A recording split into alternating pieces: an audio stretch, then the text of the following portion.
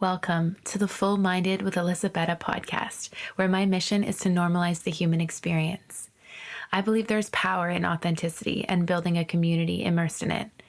I plan on bringing you on an in-depth and transparent journey of my life through solo episodes. I will also be interviewing a range of individuals who are willing to share their unique stories. On this podcast, we will dive into topics such as mental health, heartbreak, loss, change, trauma, self-love, and every other topic that makes up the human experience. While I do my very best to provide you insight and knowledge on these subject matters, this podcast is not a substitute for professional help. I am not a licensed therapist. I am simply a human sharing my experiences with the intent to help people feel less alone. If you are suffering, please consult with a licensed professional. Thank you so much for tuning in and enjoy the episode.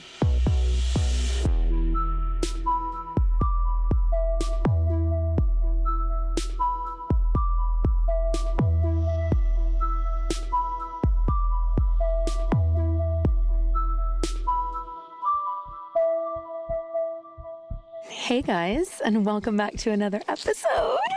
Yay! Today I am joined by one of my besties, Nikki Roy, and we are in the middle of the forest drinking tea. Beautiful forest. So nice. Animals all about, if you can hear it in the background. It's going to be hard for my ADHD self, but we are going to get through this and it's going to be amazing. And today was a very last minute decision to jump on the mics and record this episode. And actually, it was Nikki's idea for the topic. And we are going to be discussing self-esteem, particularly in women, and what it's constructed of, where we learned it, how we feel it, what it means to each of us. And it's actually not a subject that I've talked about a lot. Or even deconstruct. Well, no, not talked about a lot. I retract my original statement. Talk about it. I talk about it a lot, but I don't, I've never really associated where it's come from or what it is to me. So I think this episode is going to be very powerful. I know, I'm excited. I'm so excited. Dissect it more, but then also Absolutely.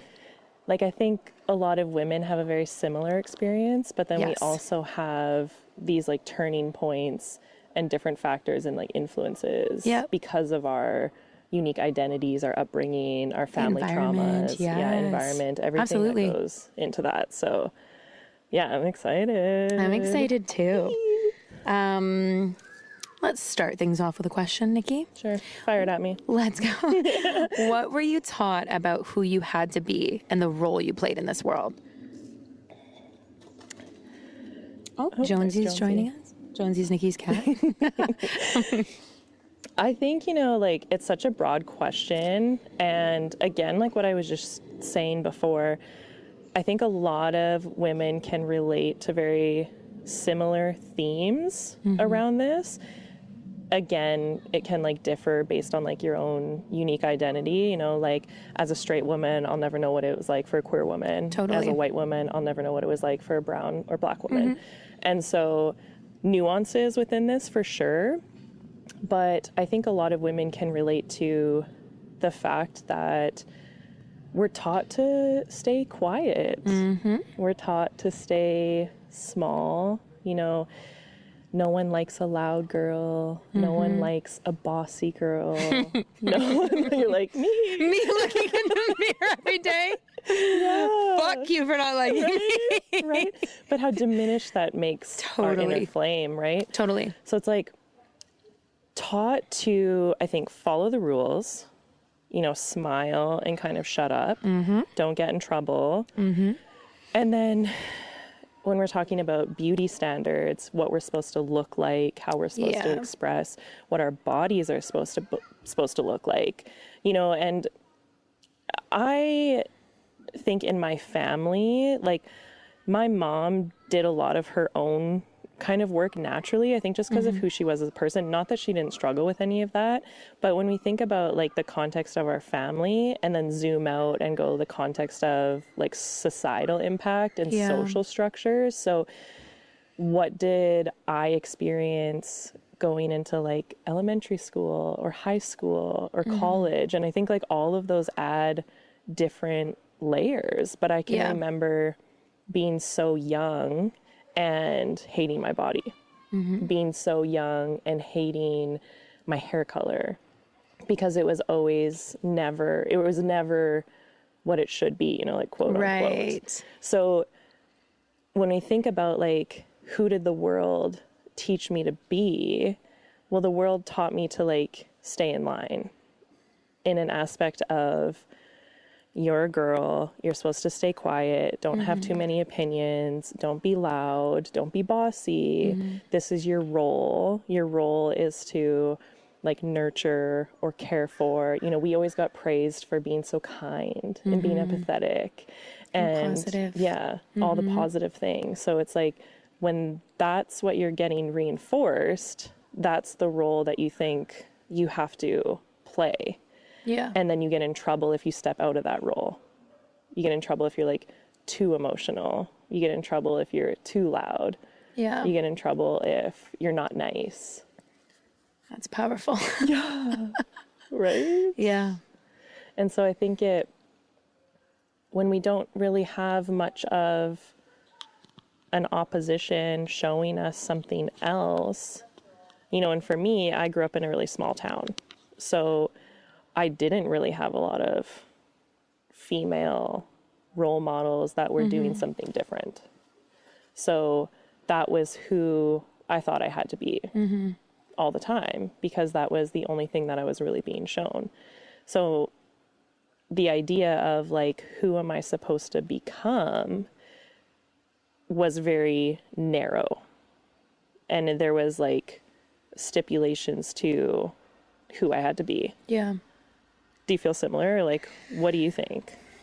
Honestly, like, I was today years old when I thought about this, like, in depth. I feel like you have like this gift about you where you like can ask people questions that really gets to the deeper root. And I've always been like, oh, self-esteem. And I actually think of a mirror when I think of self-esteem.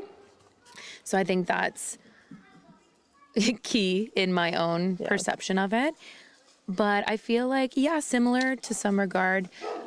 I will say that in the environment I was raised in, if you've been tuning in for long enough, you know it was not great. So, not a good time. trigger warning. But my mom was she was very unhealed, which made her very toxic. So her view on herself played a huge role. And then her view on us. I remember, as little as like maybe 8 when I did my makeup for the first time. I've never shared this with you. I don't think I've ever shared this with anyone. I was so proud of myself because I was like, this is what I'm supposed to do. This is what I'm supposed to be. This is what my mom does. This is what her friends do. And so I like came downstairs and I was like, look. And I remember she took one look at me and just laughed. She was like, you look like a clown. And then she made fun of me with all of her friends and made all of her friends laugh.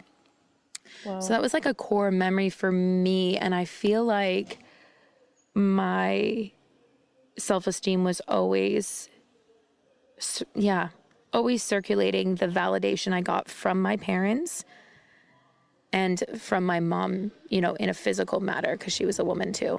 And she was very insecure herself. So that kind of projected onto me. So when I think of self-esteem, I mainly just think of physical, and I think of beauty standards, and I think of, being unable to attain beauty standards in every era. Totally. Is what I think. Yeah. Yeah. Yeah. Well, I think like when you share that, it's like when you were so proud of yourself for doing your makeup and you wanted to go out and show your mom, and you were probably this lit up little girl, so excited. And when she had that reaction and then furthermore like laughed. Yeah. It's like thinking about what do you internalize off of that?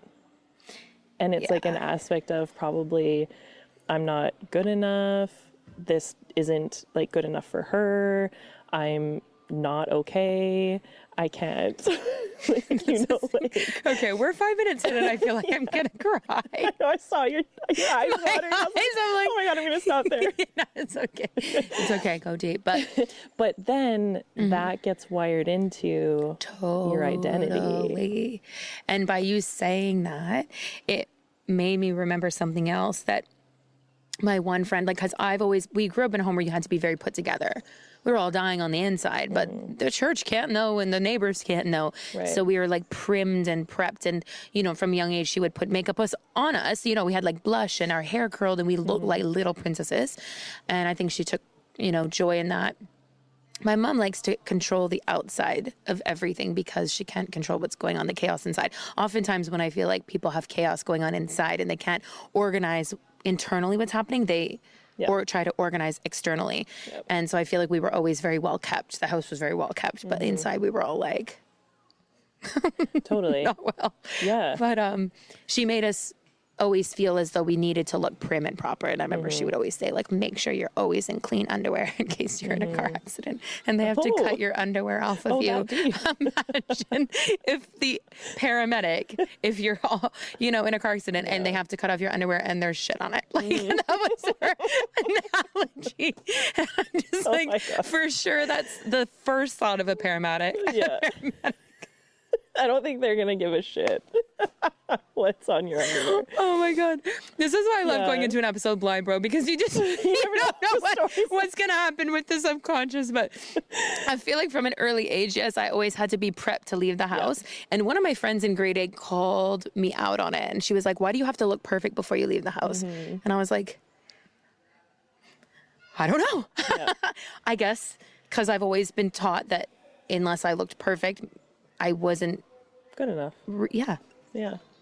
Totally. Yeah. And it's like those types of things you can almost like trace the dots back to like, okay, if I have to think this much about all the what ifs before I even leave the house and have things so perfect. Yeah. And if it's not perfect, I get maybe like yelled at or ignored or, you know, belittled, whatever it is, then we start to, and I'm saying we, like me and you, we start to internalize this dialogue of like, I am only okay if.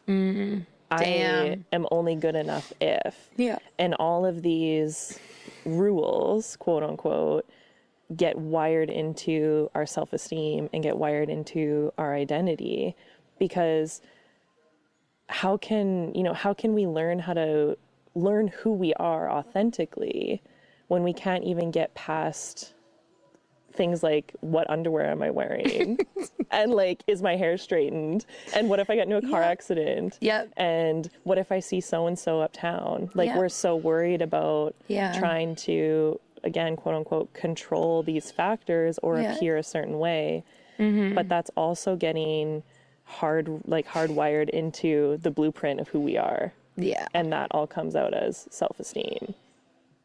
Damn. And maybe that's why I haven't unpacked it all these years because of what we're talking about right now. Oh, goddamn. Yeah. That's why I have kept it. I think of that meme where he's like, blinking a million times. Yeah. Well then, okay. I feel like that was your exact reaction when I told you the underwear thing. Oh, yes, I did say that on air. Okay. It's happening. It's happening. Oh, my God. I live to overshare. And y'all love it. I know you do. Yeah, we love it. That's how we learn, though. Totally. Right? Like, we have to. Because somebody's probably going to be like, holy shit, my mom did the same thing. Yeah. Literally. With the underwear. Yeah. Or with anything. The laughing at any kind of self-expression. Yeah. Right? Like, you doing your makeup, like there's no good or bad, there's no right or wrong. Self-expression and creativity and beauty is subjective, and that's why it's beautiful. But when we put arbitrary rules on it and beauty standards on it, then our inner little girl feels terrible about your own self-expression. Yeah. So then you put it in a box. If I have children, they will be allowed to wear what they want. If you want to wear devil horns with like capri pants and a bedazzled top, mark my words, you can. Purple blush. Do you know what I mean? You do you. You're going to look awesome. Yeah. Like, if I do have kids, I will give them the world. You will. And they will not. I mean, I want them to wear clean underwear, of course, but not to the point of what will the paramedics think? They'll think, how do I revive this child that's dying? Like, not, you know what? This goes down to her mother. Whose mother would let her at the house with these filthy Fruit of the Looms? Fruit of the Looms, of course. Boxer briefs. Oh, she was afraid. Yeah. She was afraid it would all come back on her. Lots, yeah. Okay. Alrighty. When you started pushing back against the norms around who you had to be, what became difficult or apparent to you? Oh, gosh. This tea is fabulous, Everything. by the way. Yeah. What became difficult and apparent to me? Okay, what became difficult was literally everything. Would it be easier to make a list of what didn't become difficult? I think like figuring out who you are when you've only ever been told who you have to be is like an unknown galaxy. Oof. Yep. You know, because you start to second guess almost everything that you've ever done or thought or liked or thought who you had to be. That's so true. Because you're like, did I actually like that? Yeah. Or was that just what I thought I had to do? Was that the next box? Was that what I felt like I had to do to feel good enough? Mm-hmm. Did I do that for somebody else? And so you start to like second guess almost everything that you have done, or your likes or your desires, the way you express yourself, the way you dress yourself, you know, when it comes down to all of those things. And Josie's flicking around the dirt. Doing acrobats. Just like, I think also when you start to do the work to open your eyes around the impact of society, it's like a black hole, bro. Like it's like a what? A black hole. Yeah. It never ends. You don't know. Like that's it's a good just analogy. Like you're like, where does this go? Like, and how do I find it? Like it's like free falling into just Once you uncover a little bit, you realize how much you don't know or how much impact there has been.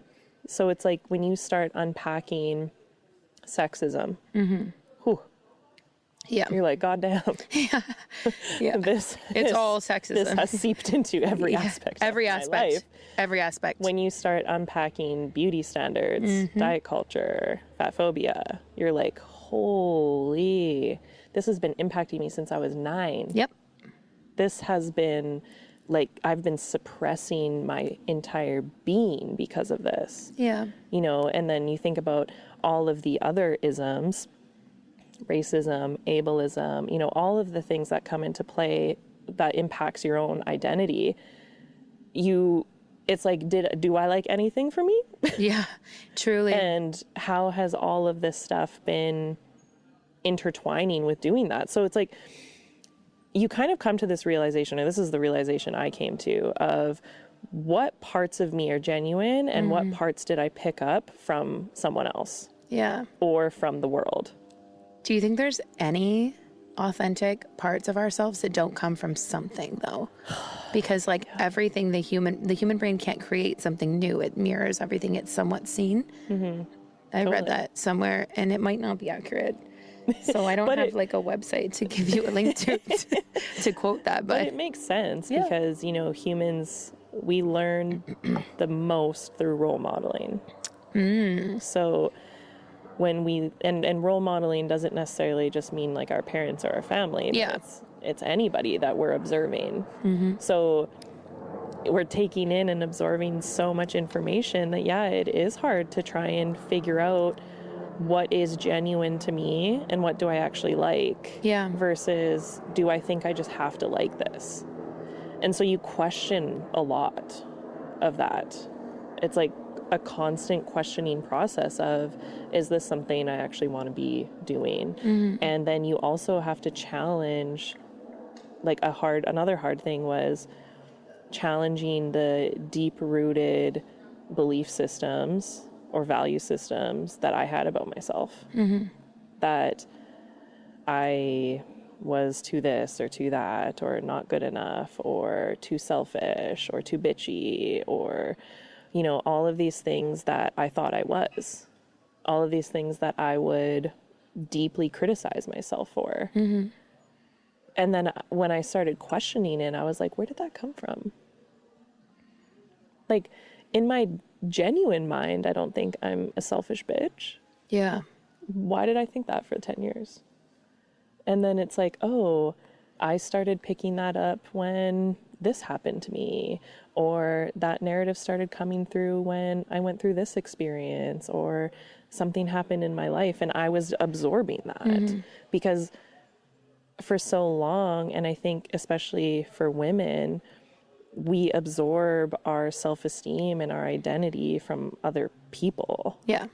And how they're responding to us, how good enough we're meeting the standard. Are we being praised? Are we staying out of trouble? Like, that's where we're developing our foundation of self-esteem. And when we develop a foundation of self-esteem based off of external sources, it's subjective. So it's always going to change. Totally. So if we're rooting our self-esteem and confidence and identity in something that is outside of us and that's always changing, well, why would we feel okay with ourselves? Yeah. Especially if you're growing up in an environment where it's unstable and you're extra hyper vigilant to people's movements and actions. I mean, that makes a lot of sense why just in the last 2 years I've achieved self-love. Like, I feel like I didn't have it for most of my life because it was based in external validation, mainly from men. Yeah.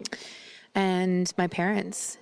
I think that's why it was such a powerful move for me to cut ties, because I think it cut off that any chance of getting external validation from them.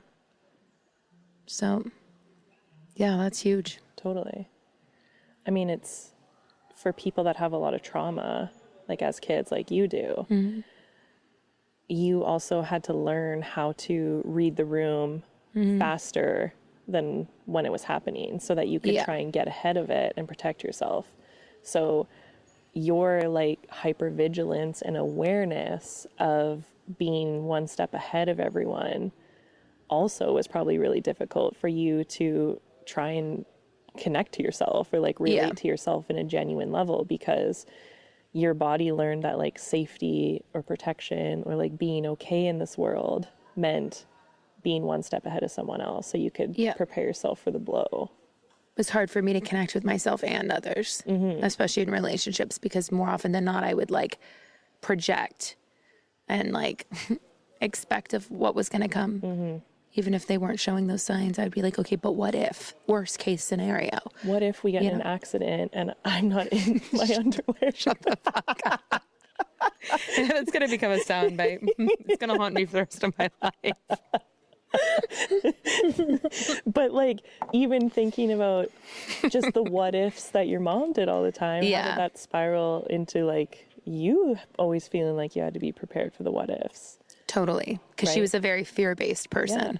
And when we're fear-based and worried about the what ifs, we're stepping outside of trust within ourselves. Yes. And like, trust in ourselves is, no matter what happens, I'll be okay.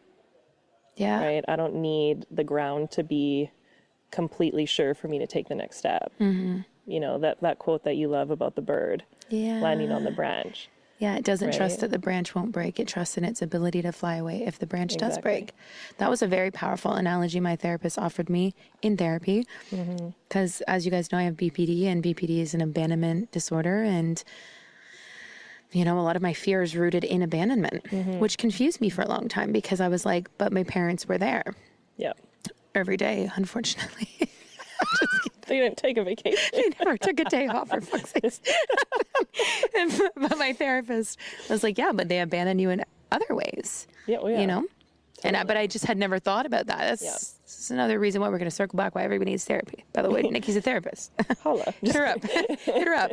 But therapy just offers you such, it's like organized insight. Like the way that you make me feel even though you're not my therapist, but because you have like a therapist brain, it's like your brain is like a messy ball of yarn, and you go to therapy and they help organize it and color coordinate it and roll it into individual balls.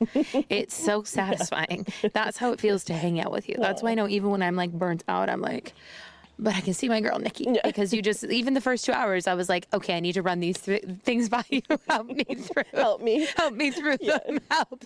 And you're like, okay, this.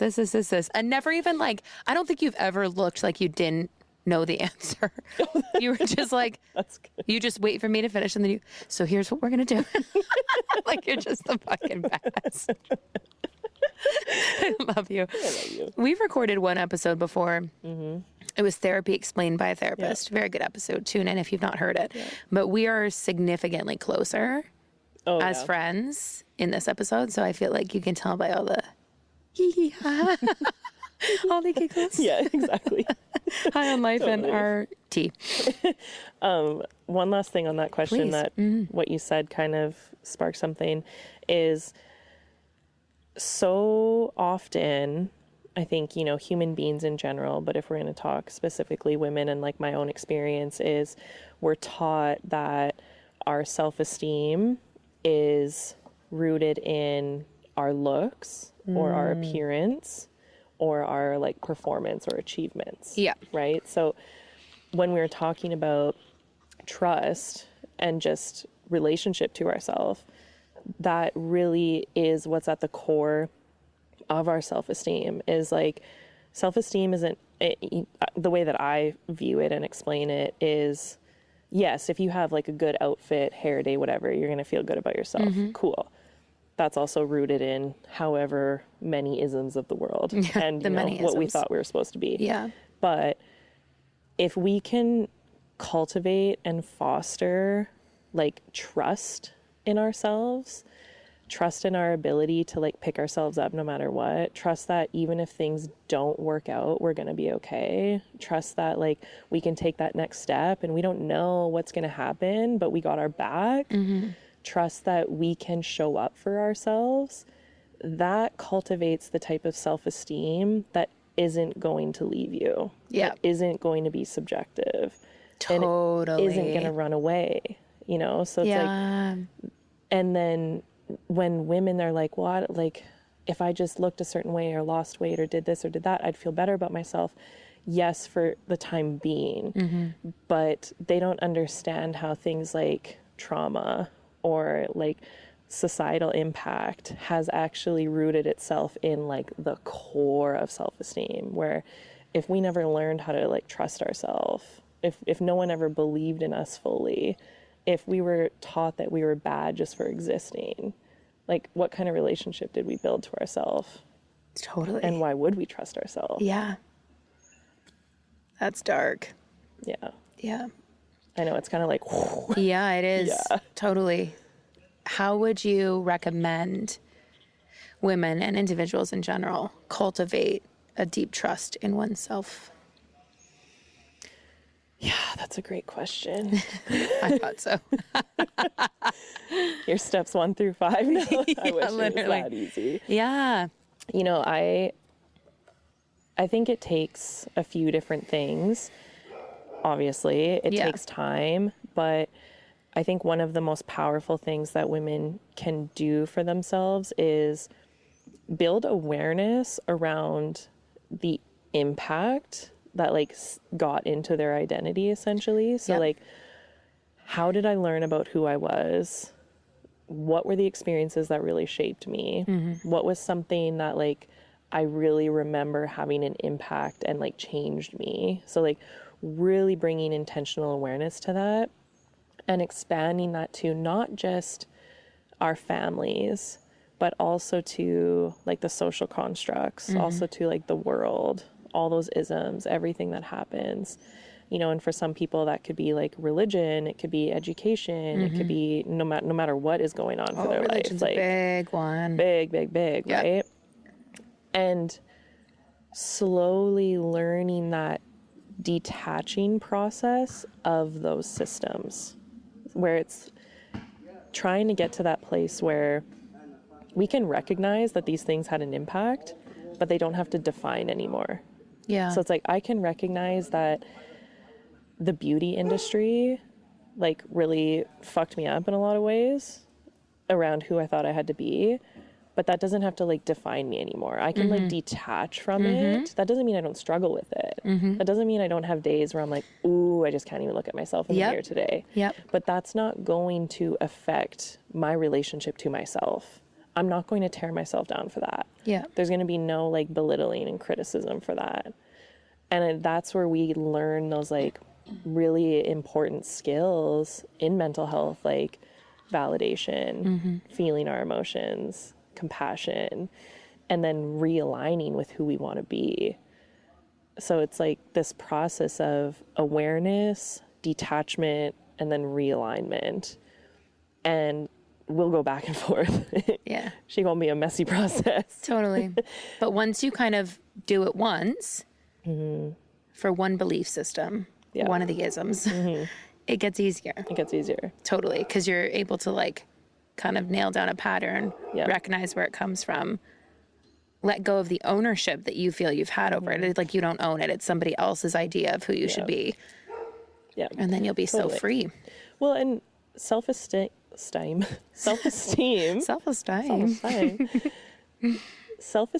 isn't the absence of struggle. Right? So like we can still Your one-liners struggle. are fucking powerful. We gotta get you a tote line, bro. Like, just be saying these things and we be putting them on totes. I'm gonna be writing these down. Yeah, someone get the notes out. Jonesy, grab a pen. Assistant. So, and I think that's where a lot of people get tripped up in too. Oh, I have to like myself all the time. Or like I have bad confidence or self-esteem because I don't feel good. And it's like, so if we're going to go self-esteem and confidence as the relationship to ourselves, well, what relationship do you have where you never get annoyed? Or you never need space from? Totally. Or you never, great analogy. You know, like no relationship is perfect. So we can't expect the relationship to ourselves to be perfect, but it's how we show up to that, you know, like my husband may annoy me, but I'm not going to treat him like shit for it. Right. You know, like my sister might piss me off, but I'm not going to exile her and belittle her for it. I'm still going to be kind. I'm going to have boundaries, or I'm going to show up. And so if we can think about our relationship to ourselves like that, where that's where self-esteem is. When I don't like myself, how do I treat myself? When I don't like what I look like in the mirror, what do I say? When I'm really struggling with my emotions, do I have trust that I can cope with it? And how do I cope with it? It's like this ability of going, I have built up the skills or the understanding to show up for myself. And that's where we want to like root that self-esteem in. Because when we get to that, then we only flourish more with our creative expression, our hobbies, our activities, our passions, how we want to show up, how we dress, how we do our makeup. You like give less of a fuck about the approval of anyone because you're like, oh, I like me. Totally. I don't give a fuck what you think. Yeah. And then we're actually tapped into more of our genuine self, which only exudes in our expression, right? Like, it doesn't necessarily mean meeting a beauty standard to see someone's confidence. But when someone is just living who they are and you can just tell, like, that's who they are, you're like, ooh, I like your confidence. And I know that comes from you liking yourself. Totally. Not from you hating yourself. And there's so much body language that you can offer that just helps boost your own confidence. And how people perceive you. They've done psychological studies with that, how you carry yourself when you enter a room versus like if you're looking down on your phone, kind of stumbling in the room versus head up, even if it's a room full of people and you're nervous as shit. I've really forced myself to do that. Because when you walk like you own it, people be like, what do they have? Damn. You know? Yeah. It's cool. I want what she's got. Yeah, energy exudes your physical appearance. But that's hard for women because we were taught to never take up space. Of course. And we were taught to never think that you know more than a man, or like never talk over, or never, you know, all those things. So it adds almost like another layer of struggle for women to do Totally. that kind of thing, like show up in a space, right? Like, how much different would it be to show up a boardroom of women versus a boardroom of men? You know? Yeah, that's true. Just like more of the self-talk, more of the chatter that would happen around like our looks, how we're being perceived, Yeah. like the Even ignorance. the difference of what we'd feel. Totally. Like the difference of what we'd feel individually. Like me walking into a room full of men, oof, versus a room full of women. I think there's still that fear of judgment with women, but at least you're safe. Yeah. Is the first thing that comes to mind. Totally. And they're not objectifying you in the same way. Yeah. You It's know, different. they're just projecting their own insecurities, whereas, yeah, men is quite different. And I noticed too that, you know, there's been this little mini movement of women, be proud of yourselves, be happy, take up space, be confident. But then we're confident and it gets shut down. Like, Oh, that's "Be too less." confident. Yeah. Yeah, that's too cocky, too actually. loud. I've noticed that in a couple of my relationships where they love the fact that I'm very strong and independent and confident. And then in my relationships, once they get in a relationship with me, they're like, okay, chill, chill. Like I remember one night I was in Cabo with one of my exes. I won't mention who for the sake of that. One of them though. One of them, no, okay? And I felt good. Like I looked so cute in this satin dress. Like honest to God, I was just like absolutely slaying. And I don't always feel good. Like I have my fucking days. I used to not want to live. I didn't think I was worthy of anything. I thought I was ugly. I hated every aspect about me. Yep. So when I have a good day, you best believe I'm going to share it with others. You best believe I'm going to post a pic. You do it. And I like my own pic. Like, fuck, you know? And I think what hurt me more is like these men knew the struggles I had. They had actually seen me going through the thick of it. So when I had a really confident moment, you would think they'd be like, absolutely, get it. Yeah. And he was like, Kate, you're like too much though. Yeah. That's my favorite line. No, I'm being sarcastic. I've been told that way too much. If you're BPD or have any type of mental health disorder, you can probably relate to that. Now it's not a trigger. I will say thank you Yeah. and keep moving. Exactly. I am a lot of amazing things too. Too much for you though. Yeah. And now you're telling on yourself, and I know you're not my people, but yeah, I feel like they couldn't handle it. I think men are really attractive to confident women because of like their energy and their vibe, and they light up a room, and they can have everyone can have a conversation, but Yeah. you know, the way that they carry themselves Yeah, no, it's is different. Yeah. right. Maybe have easier And, conversations yeah. because they're more outgoing. They're attracted to that, and instead of like bouncing off of that, it's almost like they want to take it and suppress it because you can't be more than them, you know. And if we want to bring kind of like that patriarchal sense into it, Oh, it's let's like, bring it in. yeah, it's Welcome. it's attractive Yeah. to be confident, but they don't want to feel less than around Right. you. So oftentimes that's what happens then when people get into relationship, is like exactly what you were saying. Oh, now you're too much. Yeah. Can you stop? Do you have to be that loud all the time? Can you let other people do this? Or like, you know, all of these things start coming up because now they feel insignificant to you. Right. And men don't like feeling significant to women. They don't. They don't. Right? Yeah. And so then they feel threatened. They feel threatened by the exact energy that they were attracted to. Yeah. And that can really mess with our own kind of identity and relationship as well. Yeah. Is this trying to balance this like patriarchal history of how men and women are supposed to be in relationship with each other, is that men are supposed to be up here and women are supposed to be below.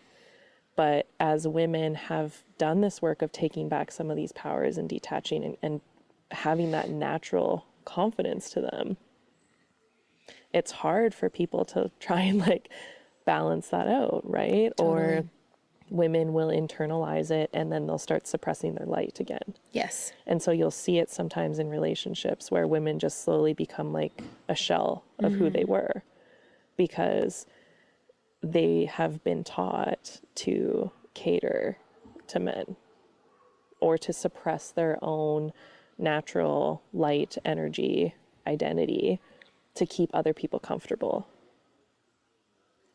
I'm having a very deep gratitude moment of waking up to this when I did and just being where I'm at now. I don't think if I had a different childhood, I would have been brave enough to break out of everything. I felt like I really like broke out all the shackles at once. Yep. I just took up drinking in the meantime, but I still I was like, we breaking out of some shit. And I really said, I don't give a fuck what you guys think. I don't give a fuck what anyone thinks. I don't care if you're proud of me or not. I don't. And I feel like I've carried that energy so much in one direction that I've had to reel it in a bit, I feel, because I was like extreme in the other direction of not giving a fuck or not needing, quote unquote, anyone. But I am really grateful that we're sitting here awake and aware and able to share this with other people who are not yet there or kind of there or there and needed some encouragement and reminder that you're not alone. Yeah. Because, this is the importance of women supporting women, though, man. Like, Honestly. We've been through the thick of it. Yeah. And I think even when you have done lots of work, you still need it. Oh, yeah. Because it's still there. I mean, it's written into our DNA. Totally. All What these did I do things. for 5 minutes before we started recording right now? Picked yourself apart. Yeah. I don't think of self-esteem often. I've never really dove into the topic. I don't think about it often. I don't speak about it often. Me 5 minutes before, I don't like this angle. I don't like the way I look. I don't like my hair. I don't like my fucking outfit. Me sitting down. Oh, Yeah. how fitting. But the thing is, though, you could have been like, we're not doing this today. Or you could have been like, you know what? I'm uncomfortable. That's okay. Whatever. Like, we're going to have our times. We're going to be uncomfortable. You've never sat in this chair before. Yeah. You're seeing your body in a different way. And that's the reality of how we do this work. It's not never getting upset by something. Totally. Or never seeing yourself in a light where you're like, ooh, I wish that was different. But it's going, what am I going to do about it?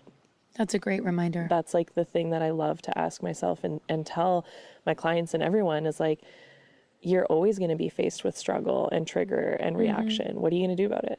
Yep. Because you can show up to yourself in all these different ways and you might need something at different times in your life. Yeah. But that's the choice that we have to realign with rather than making that choice based off of all of the other impacts and identity that was written for us, not the one that we were meant to have. Beautifully said. Chef's kiss. Put that on a tote. Yeah, honest to God, if you don't start a tote one, I'm gonna start one for you. No, that's truly beautiful. I love this. I'm obsessed with this episode so far, and I still have 2 more questions for you.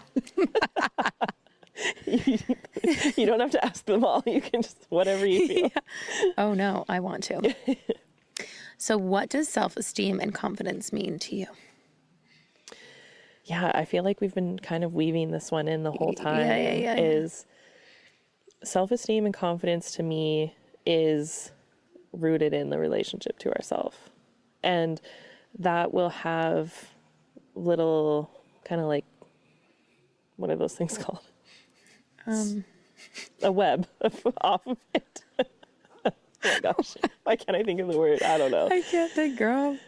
There'll be parts within that where we can like cultivate it more, how we feel about ourselves, how we express, it's totally okay and normal and amazing for us to feel a boost of confidence when we really love our outfit, or we're really feeling ourselves that day. Yes, that's so important. We need to do those things. We need to celebrate ourselves. Absolutely. Because like things impact us so differently, especially for like cis women, our hormonal, menstrual, whatever is happening for us.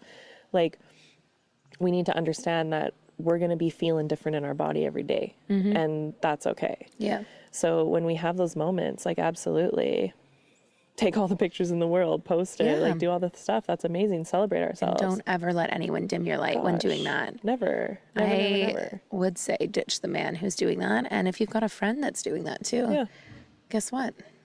Not a friend. Yeah, honestly.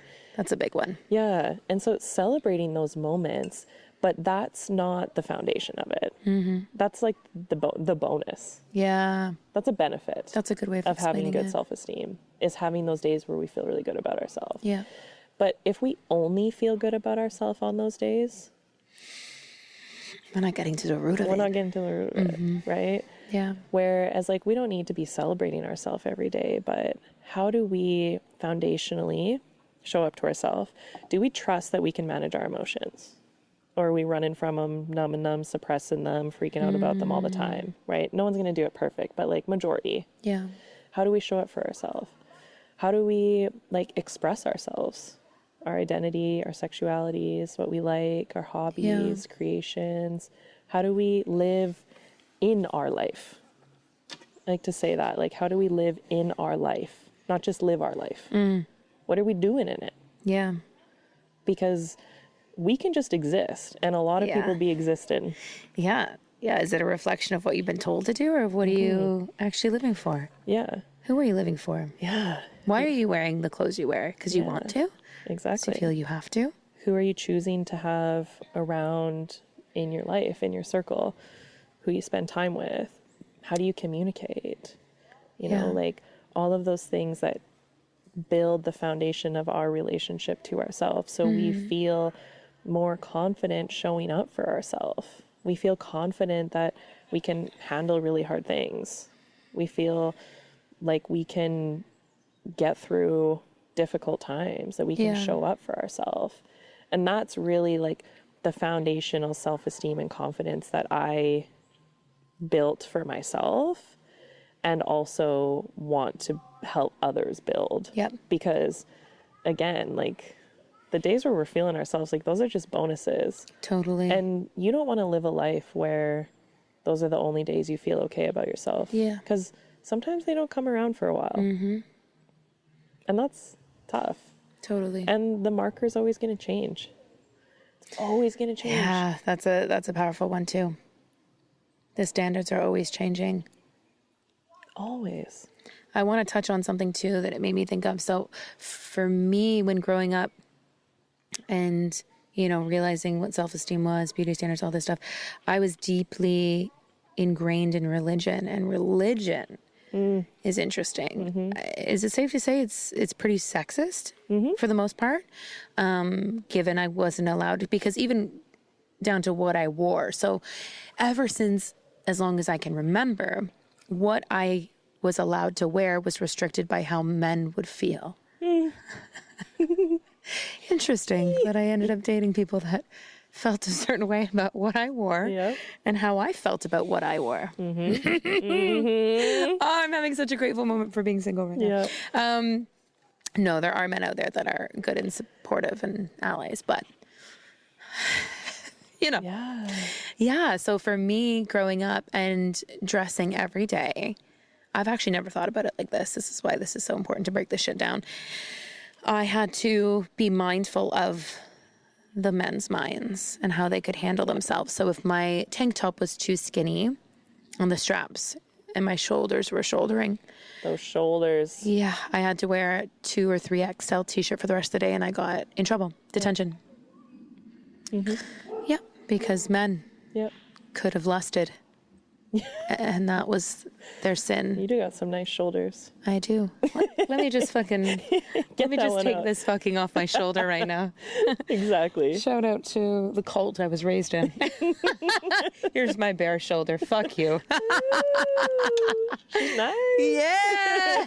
Here's my other one. Oh, 2 shoulders. I'm taking the whole shirt off. I'm just Video needs to cut right now. Someone pause it. No, I'm just kidding.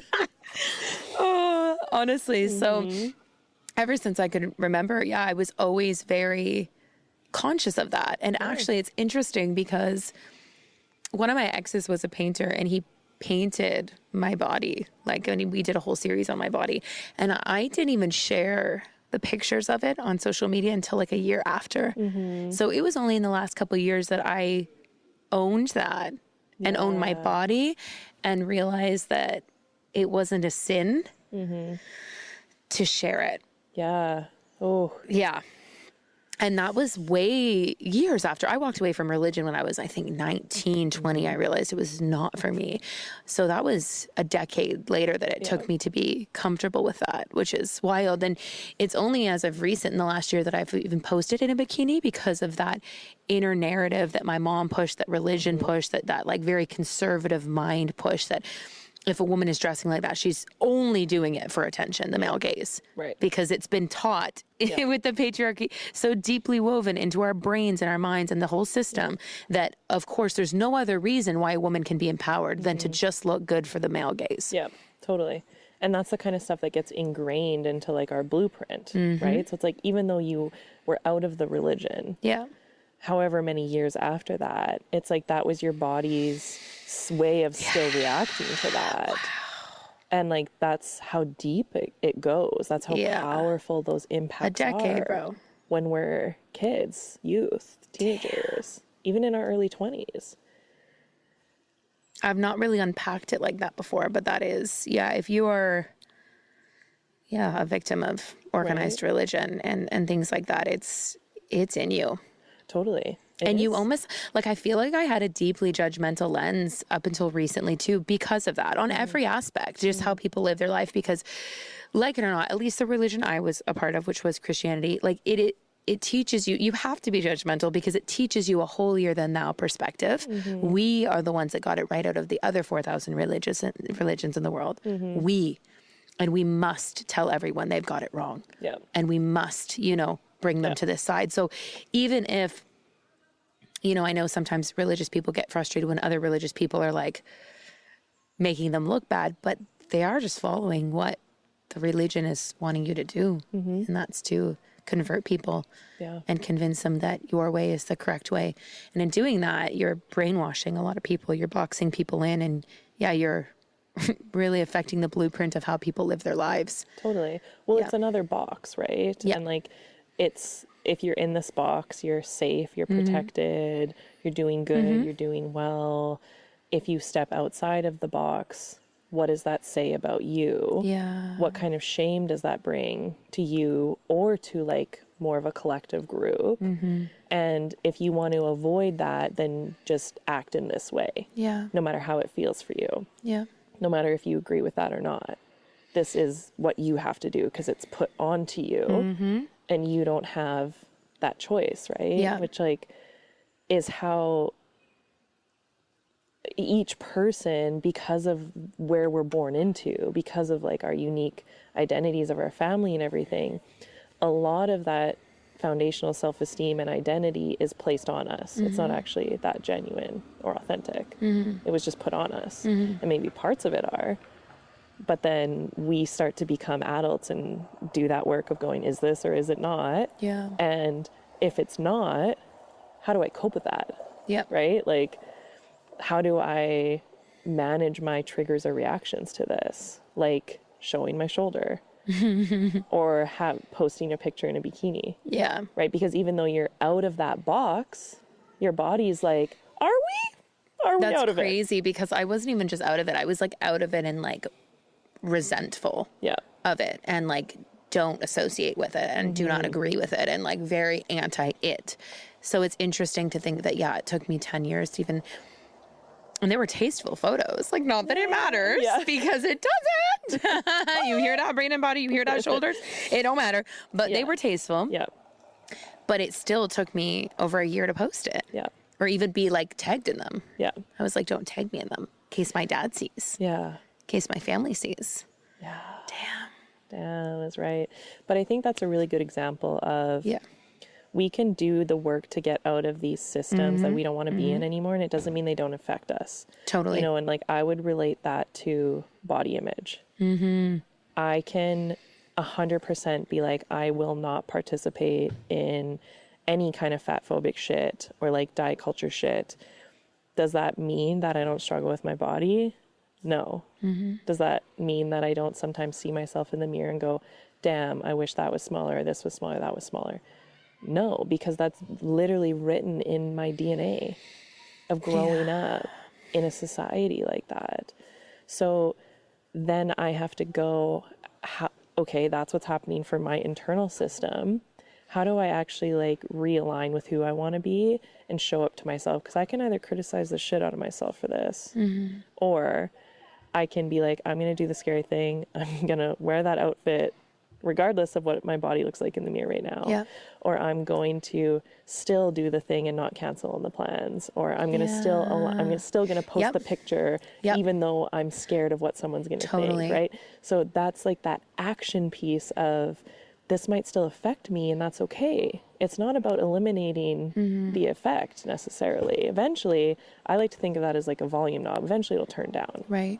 I don't know if we can on-off switch it, but it'll turn down after like repetition of realigning with ourselves. But it doesn't have to mean the absence of struggle. Yeah. And I think that's where beautiful. A lot of people get tripped up in it. They're like, it still bugs me. Yeah. I must not be over it. Same. And feeling like, oh, it hasn't bugged me in this long, but now it's triggered me. Why now? Why now? Yeah. But just allow it to come. And then, like you said, how you react to it is where you're going to build your resilience and your character too.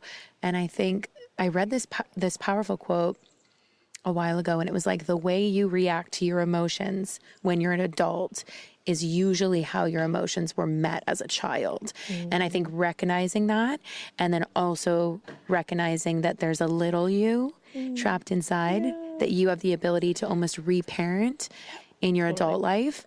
And when you feel a certain way, like I feel yucky in my body today. Okay, how would you speak to younger you if she looked up at you with her big little eyes and said, I don't like my tummy? That's going to make me cry. Yeah, right. You wouldn't say true. Yep. You fat bitch. Yeah.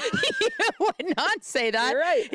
Yeah. Oh my God. You would say, oh my God, I love your tummy. I would probably like blow a little raspberry on her. You're like, God damn, you're so I love cute. you. You're so beautiful. And you're so Totally. cute. And I would pick her up and I would make her say like 3 things she loved about herself in the mirror. Actually, I think 5. I think 5 to 1 is the ratio. My therapist told me 1 negative thing needs 5 positive to outweigh it. Counteract it, yeah. So if you are saying some negative shit, you better get to the mirror right now, right after this episode Spewing off finishes, compliments. and you better spew some nice shit to yourself. We swear to God, we gonna hunt you down and find you. Exactly. And honestly, for me, powerful like affirmations in the mirror, like looking at me in the mirror, especially when I'm solo traveling and I have no one else to talk to. It's me and you It's today. me and all my personalities in the mirror. Me in the bathroom in 5. And just speaking to me. Like, I'm just like, okay, babe, we're nervous today. That's okay. This is why we're feeling nervous. Could be this, could be this, could be we don't know. But we're going to overcome it. We're going to do this. I feel like the relationship I've curated with myself in the last year, a big piece of it has been the solo travel because I've had no choice but to rely on me, myself, and I, is like just beautiful. Like I stay talking to myself and I stay validating myself and just listening to my needs, because I think growing up in a house where a lot of my needs weren't met, I learned subconsciously to neglect them.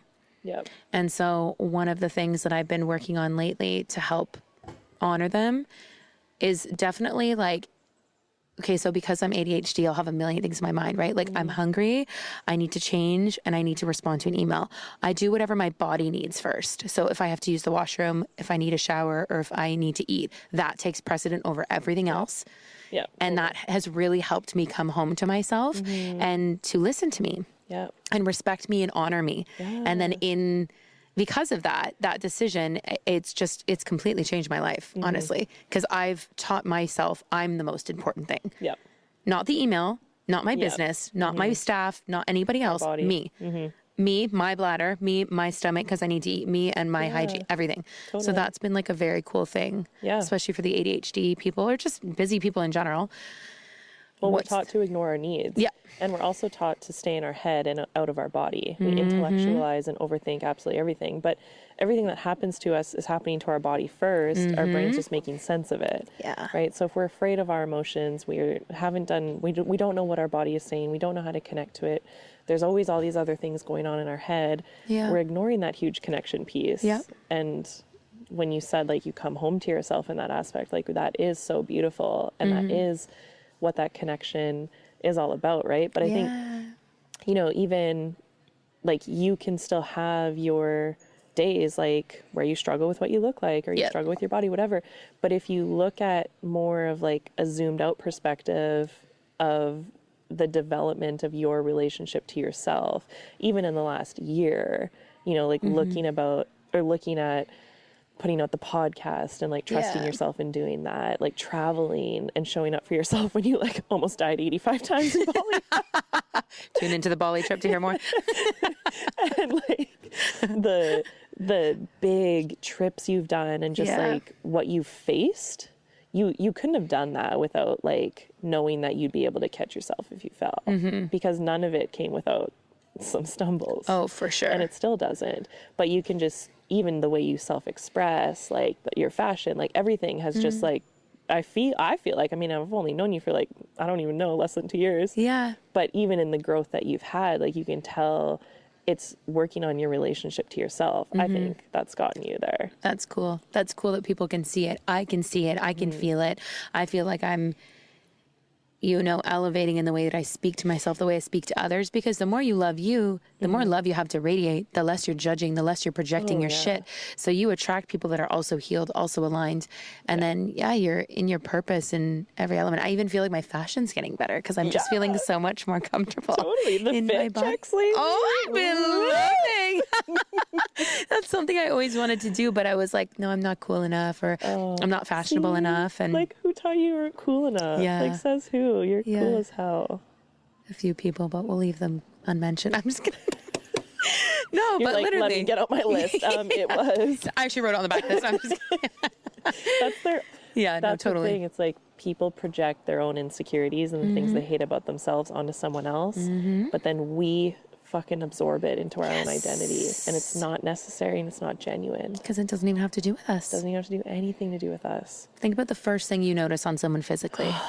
Probably the one thing that you don't like about yourself. You don't have to say it aloud. I'm just saying, like, Totally. that's me. So when I see people, it's so interesting. So just remember that when people project, and they say things about you, It's not about you.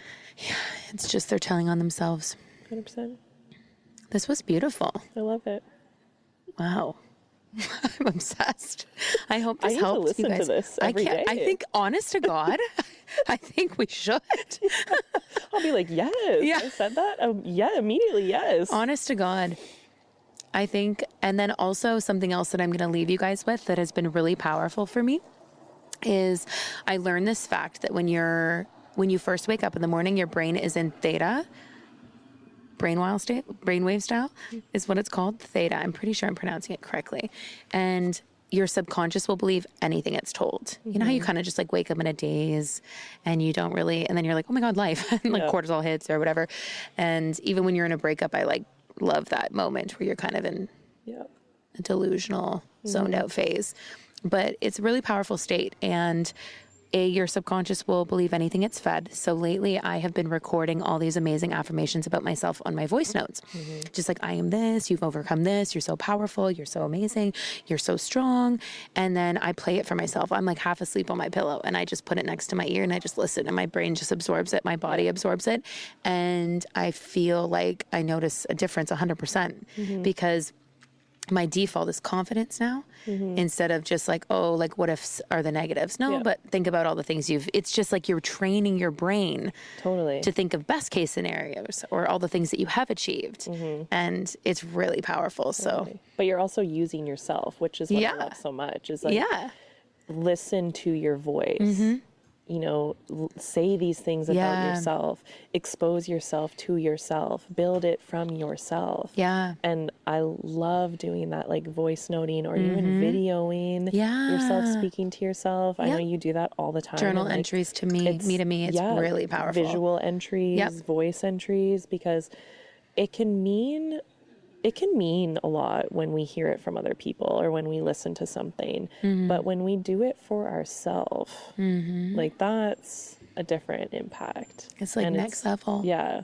It's a beautiful like morning meditation. It really is. And affirmations in the mirror, I'm telling you too, there's something about looking at yourself in the mirror and saying beautiful shit about yourself. Like, and it felt cringe at first. It felt cringe because of that judgmental headspace that I was stuck in of, why would you talk to yourself? That's so dumb. I know, right? Why would you say you're beautiful in the mirror? Now I'm like, you hot ass motherfucking bitch. Look at those shoulders. Shoulders. is, right? And I always say too, like, if that's hard for people to start at, start at just neutrality, or start at just like acknowledging that it's hard. Look at yourself in the mirror and go, this is really hard, and I'm not going to tear myself apart, and I'm just going to practice sitting with this. That's and, like, beautiful. That's such a beautiful stepping stone to getting to like the self-love. If it feels too difficult to get there right off the start, is like, start with neutrality. Just start with like where you're at. Yeah. But do not go to criticism. Yes. Do not go to hate, because it's no good. Shame doesn't motivate any long-term change. Absolutely. And be the change. Yeah. Like, don't be you're in the vehicle. Literally. You gotta do it. And it's gonna be uncomfortable and cringe, but it's not ever gonna be, you're not ever gonna be like, okay, I am 100% ready. Yeah. Anything in life. There's a level to exposure and uncomfortability. And that's, again, what builds self-esteem. Yeah. Like, you have to put yourself in uncomfortable situations to learn that you can do it. Yeah. Otherwise, avoidance breeds more avoidance. And the only thing avoidance guarantees is that nothing will ever change. Yeah. Mic drop. This was beautiful. Do you have any last minute like things you want to say, finish with, questions? I just think like, whoa, oh my damn. God. There was a golf cart driving by and it sounded like a weapon. What was that? Anyway. I always like to say, like, the relationship you build to yourself is the most important one you ever will build. And it's always going to be a work in progress. Just out for a rip, eh? Sorry, would you like to repeat that? Just in case. The relationship you build to yourself will be the most important relationship you ever build. Like, ever. Ever. And it's not supposed to be easy and filled with butterflies. And that doesn't mean that it's wrong. Yes. But it's all about navigating life with ourselves instead of against ourselves. Yes. Right? So that's beautiful. It's going to be hard. How do we get through it? Yep. It's going to suck. What are we going to do with that? It's going to be beautiful. How do we celebrate that? And how do we do the process of coming back to ourselves and building our own box that we want to live in? You know, one that isn't closed, one that we can change from, and that who we were taught about who we had to be doesn't have to be who we are. Absolutely. And it's okay if it's completely different. And it's okay that as you grow and as you change and as you love yourself more, that the people surrounding you will probably change too. Yeah. And I mean like your groups of people, you may lose people along the way. I think that's something important to address too. Yeah. And because naturally you're going to want to be around people who are more healed and who love themselves too, right? Totally. So that's a huge piece. Detangle your identity and self-esteem from other people's pain. Yeah. I think that's just... has nothing to do with them. Yeah. At all. Yeah. At all. But it's hard at first. But one step at a time. Like Nikki says, it's not supposed to be hard. You're just supposed to be able to, sit through that and navigate that with kindness. Like, be the change that you want to see in the world. Like, the world is not being kind to you. Be kind to you. Yeah. You deserve, for the love of God, you deserve it. Everyone's been so unkind. You do. You do. So be that to you. Be the parent you wish you had. Be the friend you wish you had. Be the, the role model you wish you had. Totally. Be that to you. Exactly. Because, not every day is easy. There's some days where I just, I can't. Yeah. There's some days where I hyperfixate on the way I look, or one part about me. I'll go through hyperfixation states. It's all normal. We all go through it, all of us. We really do. We really do. But you're not alone, and we hope this helps bring you home to yourself. Totally. And Nikki, tell the people where they can find you. Plug your socials and everything so that they can follow you. Because trust me, you want to follow her. Trust. Yeah. Well, you can find me on TikTok and Instagram, Nikki Roy Collection. And I do one-on-one work. I have a mental health membership, a wellness club. Yes. So we do lots of this kind of work. We're always unpacking what healing is, what identity, all of the things, self-esteem, emotions. So I post lots on there and then do a lot of that work myself. Yes. It's fun. Look at us. Follow along. Come find us. Look at us taking up space in the world. Exactly. Being proud of it. That's beautiful. Well, thank you so much for being my guest today. You're the best. Thanks for having me. I love you. Love you too. And I love all of you guys. Wherever you are in the world, I hope you have the best rest of your day. Yeah. And you better be being kind to yourselves. You better. You better. Until next time.